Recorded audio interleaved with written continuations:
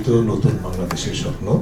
সেই নতুন বাংলাদেশের অভিষ্টের মধ্যে অন্যতম যে উপাদান সেটি হচ্ছে যে রাষ্ট্র সংস্কার এবং নতুন রাজনৈতিক বন্দোবস্ত। সেই কারণে কিন্তু আমরা টিএবির পক্ষ থেকে এই বিষয়গুলোকে আমরা কতটুকু অগ্রগতি অর্জন করছি সেগুলোকে পর্যবেক্ষণের গুরুত্ব উপলব্ধি করে আমরা এই কাজটি হাতে নিয়েছি এবং এটা আমরা মনে করছি ধারাবাহিকভাবে আমাদের চলমান থাকবে। তো প্রথমে যে বিষয়টা বলতে চাই সেটা হচ্ছে যে আমাদের ইতিমধ্যে আপনারা শুনেছেন, আমি রিপিট করবো যে আমাদের 5 আগস্টের পর 5 আগস্ট কর্তৃত্ববাদের পতন হয়েছে, সেটি আমাদের বিশাল অর্জন। কিন্তু এর পতনের মাধ্যমে যে অভিষ্ট, সেই অভিষ্টের অর্জনের যাত্রা শুরু হয়েছে। সম্ভাবনা সীমাহীন এবং যে রাষ্ট্র সংস্কারের মৌলিক কথাগুলো বলা হচ্ছে, তার পাশাপাশি নতুন রাজনৈতিক সমঝোতা এবং সেই ব্যবস্থা বন্দোবস্ত, সেটির দিকে আমাদের প্রত্যাশাটা চলমান। এই প্রেক্ষিতে অন্তর্বর্তীকালীন সরকার আমরা যেটা করেছি, বিভিন্ন অংশীজনের আপনারা দেখেছেন, সরকারের বাইরে অংশীজন যারা আছে তাদের একটু পর্যবেক্ষণ করার চেষ্টা করেছি। সরকারের পক্ষ থেকে যে বিষয়গুলো অত্যন্ত ইতিবাচকভাবে আমরা অল্প সময়ের মধ্যে বিশাল জঞ্জালের উপর জঞ্জাল থেকে যে অপসারণের মাধ্যমে নতুন বাংলাদেশ গড়ার, বাংলাদেশ 2.0 গঠনের যে স্বপ্ন, সেটি যে বিশাল কঠিন চ্যালেঞ্জিং, সেটি বিবেচনায় রেখেও আমরা যেটা বলতে পারি যে অনেক প্রতিকূলতা সত্ত্বেও, জটিলতা সত্ত্বেও, অনেক ক্ষেত্রে যে গগনচুম্বী চ্যালেঞ্জ সত্ত্বেও অন্তর্বর্তীকালীন সরকার অত্যন্ত গুরুত্বপূর্ণ অনেকগুলো কাজ করেছে, যেটি বিস্তারিত বর্ণনা আমাদের প্রতিবেদন আছে। আমি শুধু কয়েকটি মাইলস্টোনের কথা যদি বলি আপনাদেরকে, যেমন আমরা যেটা দেখেছি যে কর্তৃত্ববাদী সরকারের যে গণহত্যার যে কর্মকাণ্ড হয়েছে সংঘটিত হয়েছে তাদের হাতে, সেটার বিচার প্রক্রিয়া শুরু হয়েছে, যেটা অন্যতম প্রাধান্যের ক্ষেত্র ছিল, সেটা শুরু হয়েছে। সেটা নিয়ে বিভিন্ন ধরনের পর্যবেক্ষণ আছে, বাট সাবস্টেন্স হচ্ছে এই প্রক্রিয়াটা শুরু হয়েছে। এবং সেখানে আবার আন্তর্জাতিক বিষয় জাতিসংঘেরও একটা, যদিও প্যারালাল, এটার সাথে সরাসরি সম্পর্ক না, প্যারালাল তদন্ত চলছে। এটা ইতিবাচক আমরা বলে মনে করি। আন্তর্জাতিক গুম বিরোধী যে কনভেনশন, সেটি বাংলাদেশের দীর্ঘদিন প্রতীক্ষিত ছিল, দীর্ঘদিন ফেলে রাখা হয়েছিল, সেটি অন্তর্বর্তীকালীন সরকার দায়িত্ব গ্রহণ করা অনতিবিলম্বে সেটা করেছেন। পাশাপাশি গুম কর্তৃত্ববাদী সরকারের সময় গুমের শিকার ব্যক্তিদের ন্যায় বিচার নিশ্চিতে একটা বিশেষ কমিশন গঠন করা হয়েছে। এটা অত্যন্ত গুরুত্বপূর্ণ বিষয় বলে আমরা মনে করি।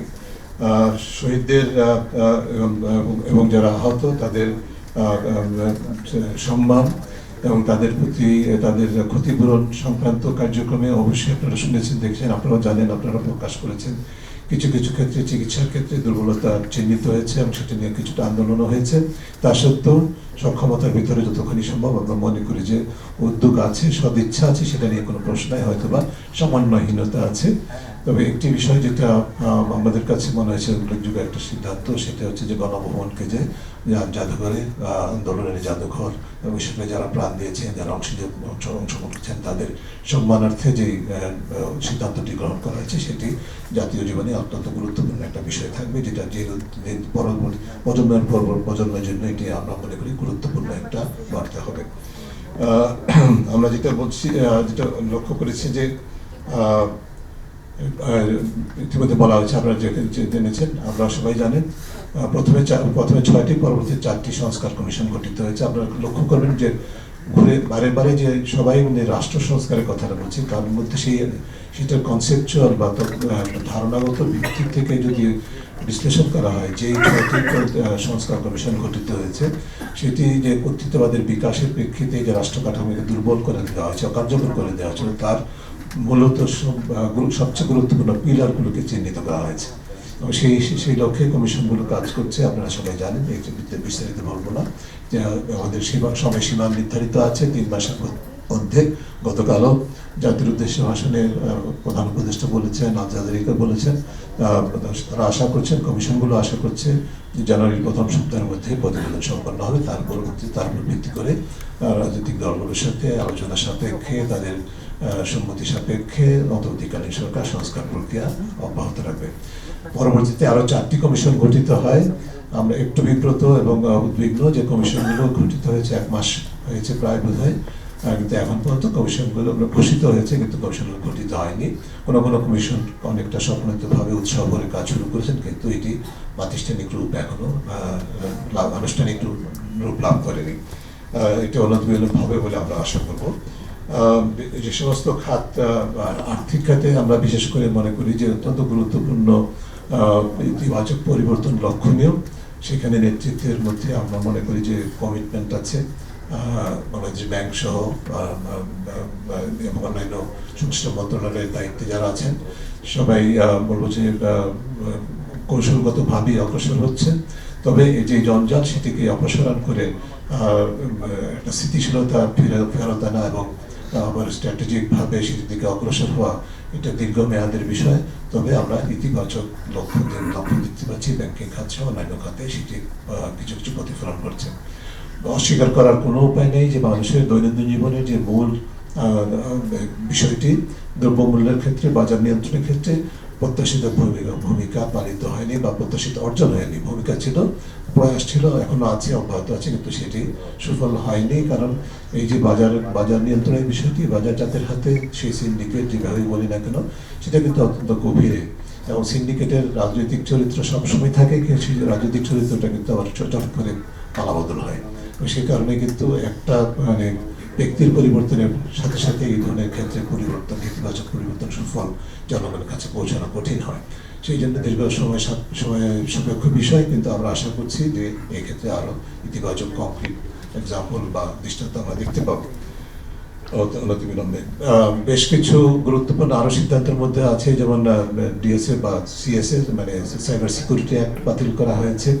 সেটি আমাদের, আপনাদের এখানে যারা উপস্থিত, আপনাদের সকলের দাবি ছিল, গণমাধ্যম সহ নাগরিক সমাজের দাবি ছিল, সকল দেশবাসীর দাবি ছিল। সরকার দায়িত্ব নেওয়ার পর, অন্তর্বর্তীকালীন সরকার দায়িত্ব নেওয়ার পর প্রথমে সেটাকে সংশোধনের ঘোষণা দিয়েছিলেন, কিন্তু পরবর্তীতে বাংলাদেশ সকলের দাবিতে সেটাকে বাতিল ঘোষণা করা হয়েছে। অত্যন্ত ইতিবাচক। এবং এর ফলে এর কারণে যারা ক্ষতিগ্রস্ত হয়েছেন, আমরা আশা করব তাদের ক্ষতিপূরণ থেকে শুরু করে যে মামলা চলছে তাদের প্রাক্তন ডিএসএ সিএসএর উপর ভিত্তি করে সেই মামলাগুলো তুলে নেওয়া হবে, সেই প্রক্রিয়া সম্পন্ন করা হবে, এবং ভবিষ্যতে যে পরিবর্তে যেই নতুন আইন হবে সেই ক্ষেত্রেও আমাদের অনেক পরামর্শ গণমাধ্যমেরও অনেক প্রত্যাশা থাকবে। আমরা আশা করব নতুন আইনটি করার সময় সংশ্লিষ্ট সকল অংশীদারকে সম্পৃক্ত করে যেন করা হয়। আমি বিষয়টা, এই প্রসঙ্গে যে বিষয়টি আমাদের প্রতিবেদনে এসেছে, আপনারা দেখেছেন যে এই আইনটি ব্যবহার সহ অন্য বিভিন্নভাবে যে প্রতিষ্ঠানগুলো, রাষ্ট্রীয় প্রতিষ্ঠানের পাশাপাশি যে নিরাপত্তা সংস্থাগুলো এই আইনের অপব্যবহারের অন্যতম ভূমিকা পালন করেছে, সেই নিরাপত্তা গোয়েন্দা সংস্থাগুলো কিন্তু কোনো সংস্কারের দৃষ্টান্ত উদ্যোগ আমরা দেখছি না, যেটি আমাদেরকে উদ্বিগ্ন করে। ব্যক্তির পরিবর্তন হয়েছে, কিন্তু ব্যক্তির পরিবর্তনের সাথে সাথে এই ধরনের প্রতিষ্ঠানের প্রাতিষ্ঠানিক চর্চা পরিবর্তন হয় না। কাজে সেই জায়গায় গুরুত্বপূর্ণ উদ্যোগের প্রয়োজন বলে আমরা মনে করছি। আরো দুটি খাতে আমাদের দৃষ্টিতে সুনির্দিষ্ট পদক্ষেপ গৃহীত হয়নি। সেটা হচ্ছে যে ব্যক্তি মালিকানাধীন খাত। আপনারা সকলেই জানেন ব্যক্তি মালিকানাধীন খাত ছিল রাজনীতি, আমলাতন্ত্র আর ব্যক্তি মালিকানাধীন খাত, এই যে ত্রিপক্ষীয় চক্র, সেটা কিন্তু কর্তৃত্ববাদ বিকাশের অন্যতম স্তম্ভ ছিল। সেই কারণে তাদের মধ্যে যারা প্রত্যক্ষভাবে পরোক্ষভাবে জড়িত ছিল তাদেরকে অনেকেরই বিচারের আওতায় আনার প্রক্রিয়া শুরু হয়েছে। কাউকে ছাড় দেওয়া যাবে না যারা প্রত্যক্ষ বা পরোক্ষভাবে কর্তৃত্ববাদের বিকাশের সহায়ক হিসেবে ভূমিকা পালন করেছেন বা সুবিধাভোগী হয়েছেন, কাউকে ছাড় দেওয়া যাবে না। কিন্তু ব্যক্তি মালিকানাধীন খাতকে রাষ্ট্র সংস্কার কার্যক্রমের বাইরে রাখাটা আমরা মনে করি না যথাযথ হচ্ছে। আমাদের সম্প্রতি আমরা একজন ব্যক্তি মালিকানাধীন খাতের প্রতিনিধিকে অন্তর্বর্তীকালীন সরকারের উপদেষ্টা হিসেবে নিযুক্ত হতে দেখেছি, যেটি অনেকের কাছে আবার একটু বিতর্কের সৃষ্টি করেছে। সেই বিষয়টাকে আলাদা রেখে আমরা বলবো, আমাদের প্রত্যাশা হবে শুধুমাত্র এরকম সিম্বলিক প্রেজেন্স ইন গভর্নমেন্ট যথেষ্ট নয়।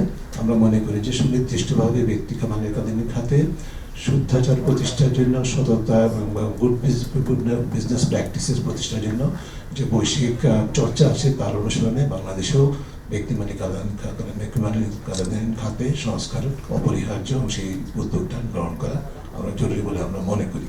কারণ শুধুমাত্র কর্তৃত্ববাদী সরকারের সময় এক শ্রেণীর অসাধু ব্যবসায়ী সেই সুবিধা নিয়েছেন বা প্রতিভা বিকাশের অনুঘটকের ভূমিকা পালন করেছেন ঠিকই, কিন্তু পুরো ব্যক্তি মালিকানাধীন খাত তার জন্য দায়ী ছিল না, বরং তারা অনেকেই কিন্তু ক্ষতিগ্রস্ত হয়েছেন বা সার্বিকভাবে ব্যক্তি মালিকানাধীন খাতের সুষ্ঠু বিকাশের অন্তরায় ছিল এই বিষয়টি। কাজেই সেই জায়গায় যেন এই পরিবেশ আবার নতুন করে সৃষ্টি না হয়, রাজনীতির সাথে আমলাতন্ত্রের সাথে ব্যক্তি মালিকানাধীন খাতের নতুন করে ত্রিপক্ষীয় আঘাত সৃষ্টি না হয়, সেটি প্রতিরোধ করা অপরিহার্য বলে আমরা মনে করি। আর অন্য যে খাতটি আমাদের মধ্যে উপেক্ষিত আছে সেটি হচ্ছে যে বিশেষ রাষ্ট্র সংস্কারের এজেন্ডার অংশ হিসাবে যেটা হওয়া উচিত সেটা হচ্ছে শিক্ষা খাত। শিক্ষা খাত হচ্ছে যে আমাদের আসলে এই যে আন্দোলনের মূল বলবো যে নেতৃত্ব যারা দিয়েছেন, যেমন যে বিষয়গুলো কেন্দ্র করে আন্দোলনের মূল ধারা সৃষ্ট, সেই খাতকে রাষ্ট্র সংস্কারের বাইরে রেখে কিন্তু শুধুমাত্র অ্যাডভোকেজম করে কিছু কিছু এখানে সেখানে পরিবর্তন করে, ব্যক্তির পরিবর্তন, নিয়োগের পরিবর্তন করে এই ধরনের খাতকে আবার অন্য দিক থেকে টেক্সট বুক পর্যালোচনা কমিটিকে একবার গঠন করে আবার ভেঙে দেওয়া, এর মাধ্যমে কিন্তু শিক্ষা খাতের রূপান্তর হবে না আমরা মনে করি। এটি জাতীয় জীবনের অত্যন্ত ভবিষ্যতে আমরা যে নতুন বাংলাদেশ, সেটার জন্য অপরিহার্য একটি খাত। এখানে আমরা মনে করি সুনির্দিষ্ট সংস্কারের কার্যক্রম গ্রহণ করা উচিত, যেভাবেই হোক না কেন, কমিশন পাঠানো অন্য যেভাবেই হোক, সরকারের পক্ষ থেকে এটি অপরিহার্য।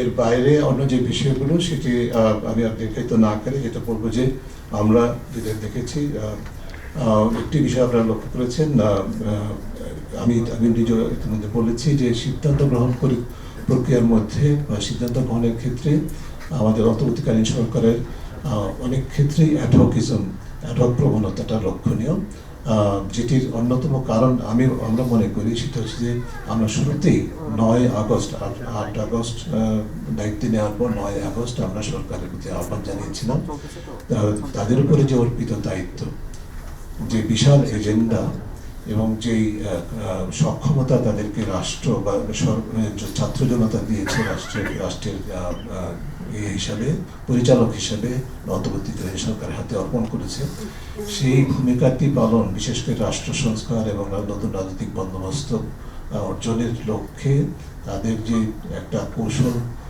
সুচিন্তিত কৌশল প্রণয়নের এবং বিশেষ করে রোডম্যাপ সহ, টাইম বাউন্ড রোডম্যাপ সহ কৌশল প্রণয়নের সম্ভাবনা ছিল, সেটির প্রতি আমরা আহ্বান জানিয়েছিলাম। সেটি করা হয়নি, এখনো করা হয়নি। বিভিন্ন সময় বিভিন্ন ধরনের সময়সীমার কথা বলা হচ্ছে, কিন্তু বাস্তবে সেই সময়সীমাটা কিসের উপর ভিত্তি করে, কোন ধরনের যে কৌশলগত পরিকল্পনার উপর ভিত্তি করে সেই একটা সুনির্দিষ্ট সময়সীমা নির্ধারণ করে, যদি আমরা অনুমান করছি যদি অগাস্ট মাসে সেটা করা হতো তাহলে কিন্তু জনগণের কাছে আরো অনেকটা স্বস্তির বিষয় হতো, একটা সুস্পষ্ট ধারণা হতো যে আমাদের অন্তর্বর্তীকালীন সরকারের রোডম্যাপটা এরকম। কিন্তু সেটি কিন্তু আমরা এখনো দেখছি না। আমরা মনে করি যে এখনো সময় আছে সুনির্দিষ্ট রোডম্যাপ সহ কৌশল ঘোষণা করার এবং তার মাধ্যমে অগ্রসর হওয়া, তাহলে যেটা অ্যাডভোকেজমটা সেটার থেকে আমরা সরে আসতে পারবো বলে আমরা মনে করি। কিছু কিছু ক্ষেত্রে পাশাপাশি গুরুত্বপূর্ণ অবদান দৃষ্টান্ত দেখছি, অর্থ পাচার ফেরত আনার পাচারকৃত অর্থ ফেরত দেওয়ার ক্ষেত্রে আন্তঃসংস্থা টাস্ক ফোর্স যেটা সেটা পুনর্গঠন করা হয়েছে, আন্তর্জাতিক বিভিন্ন পার্টির সাথে যারা যেসব দেশে পাচার হচ্ছে তাদের সাথে সহযোগিতার সুযোগ সৃষ্টি করার চেষ্টা হচ্ছে। সেটি যেরকম ঠিক সেটা অপরিহার্য, কোনো কম্প্রোমাইজের সুযোগ নাই, চেষ্টা করতে হবে। কিন্তু আমরা সবাই জানি পাচারকৃত অর্থ একবার পাচার হয়ে গেলে সেটা ফেরত আনা খুব কঠিন, খুবই কঠিন এবং খুবই দীর্ঘ প্রক্রিয়ার বিষয়। স্বল্প মেয়াদে, মধ্য মেয়াদেও সেটি সম্ভব, খুবই দুরূহ।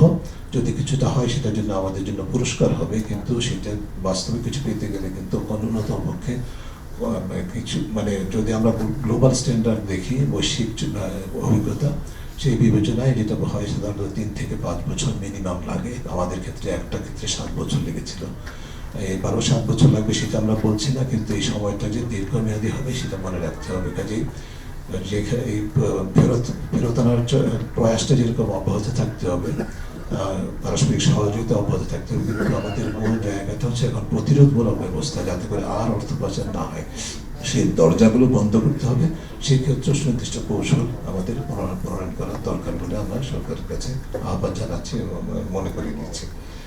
যে বিষয়টি আরেকটু লক্ষণীয় সেটা হচ্ছে যে আমাদের যে 5 আগস্টের পর যে রাজনৈতিক অঙ্গনে যারা নিজেদেরকে যৌক্তিকভাবে পুনঃপ্রতিষ্ঠিত বা অনেক ক্ষেত্রেই বিজয়ী ভাবছেন বা সম্ভাব্য বিজয়ী ভাবছেন, তাদের মধ্যে কারো কারোর মধ্যে ইতিবাচক রাজনৈতিক চর্চার ঘাটতি কিন্তু দৃশ্যমান।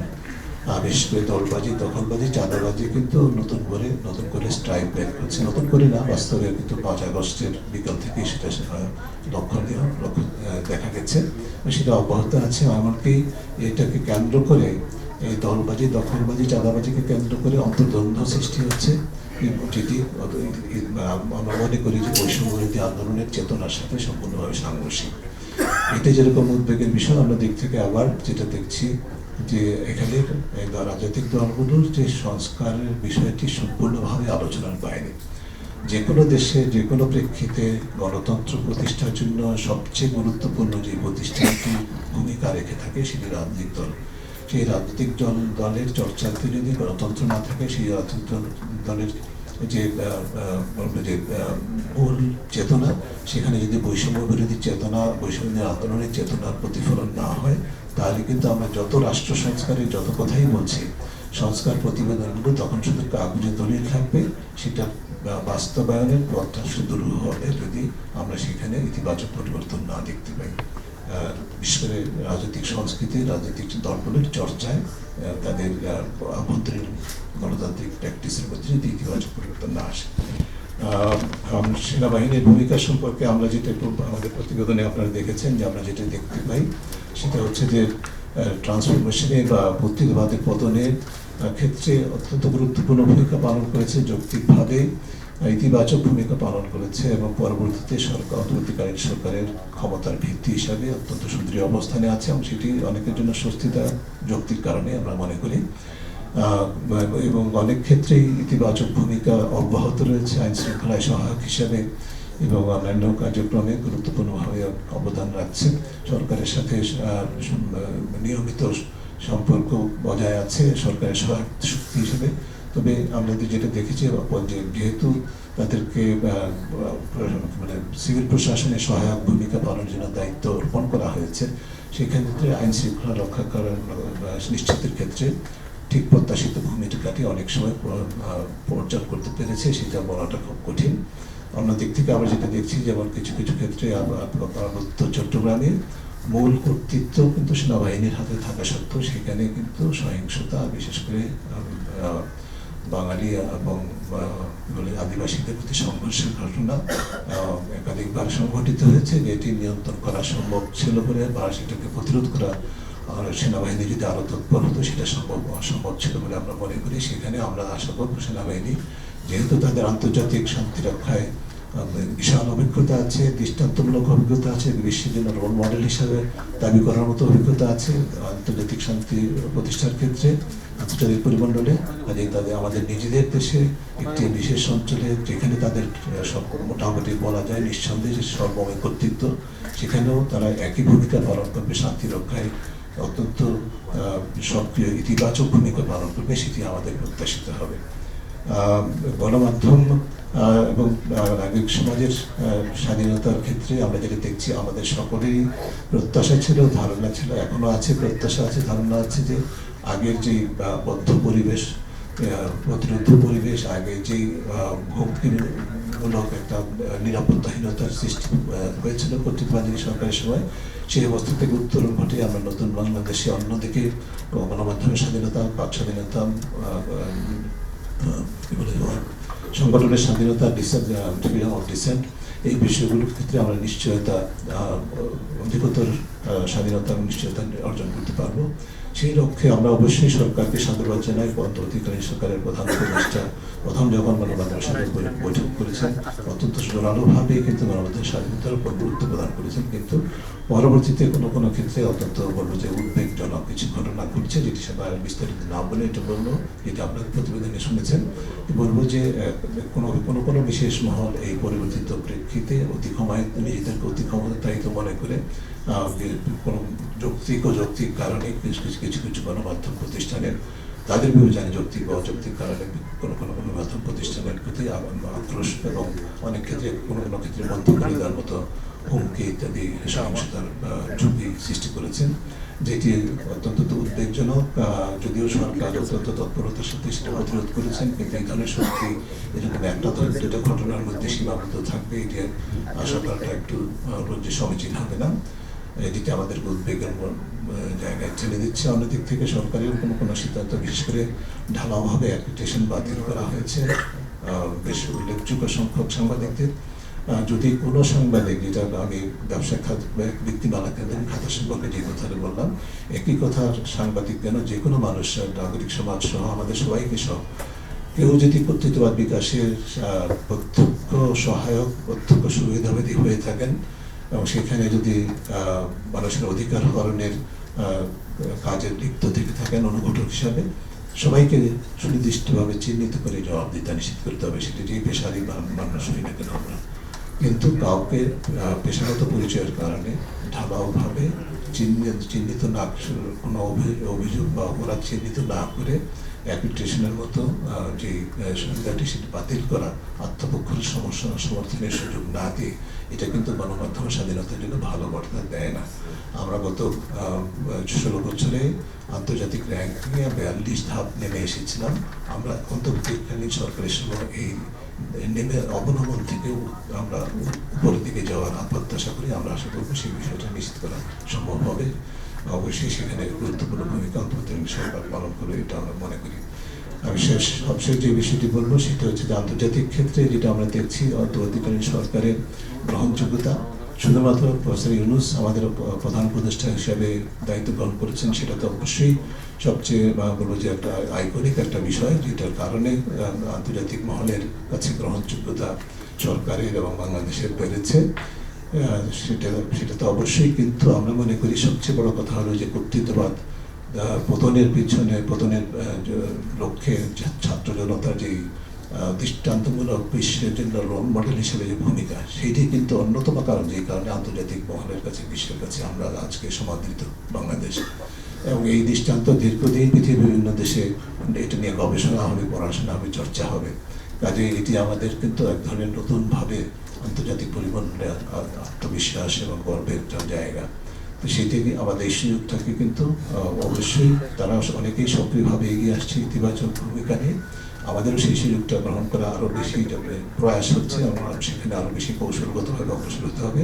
এখানে দুটি বিষয় পরে শেষ করবো। একটি হচ্ছে যে আমরা দেখতে পাচ্ছি বিভিন্ন ক্ষেত্রে কারিগরি সহায়তা ইত্যাদির পাশাপাশি কোনো সংস্থা, বিশেষ করে মাল্টিলেটারাল ফাইন্যান্সিয়াল এজেন্সিগুলো, ওয়ার্ল্ড ব্যাংক বা বিশ্ব ব্যাংক, IMF, ADB, এই ধরনের সংস্থাগুলি হয়তো সরকারের সাথে যৌক্তিক কারণেই প্রয়োজন চিহ্নিত করার মাধ্যমে কিন্তু নতুনভাবে ঋণ সহায়তা নিয়ে আসছে। সেটা হয়তো অপরিহার্য বিবেচিত হতে পারে, কিন্তু আমরা মনে করি যে এক্ষেত্রে কোন শর্তাবলীর সাপেক্ষে এই ধরনের ঋণ সহায়তা গ্রহণ করা হচ্ছে, এবং সেটার কারণে বিশেষ করে যেহেতু সব সুদ সহ ফেরতযোগ্য, আমাদেরকে যেটা ভাবতে হবে যে আমাদের ইতিমধ্যে ঋণের বোঝায় জর্জরিত, সুদ সহ ঋণ পরিশোধের বোঝায় জর্জরিত দেশবাসী, তাদের উপর আরও অতিরিক্ত বোঝা এটা চাপিয়ে দেয় কিনা সেটা কিন্তু ভাবতে হবে। আমরা তো মনে করি যে এই ধরনের সংস্থাগুলো তাদের কনভেনশনাল বিজনেস মডেল চেঞ্জ করে, পরিবর্তন করে এই বর্তমান বিশেষ পরিপ্রেক্ষিতে, যে পরিপ্রেক্ষিতে আমরা বললাম যে বাংলাদেশ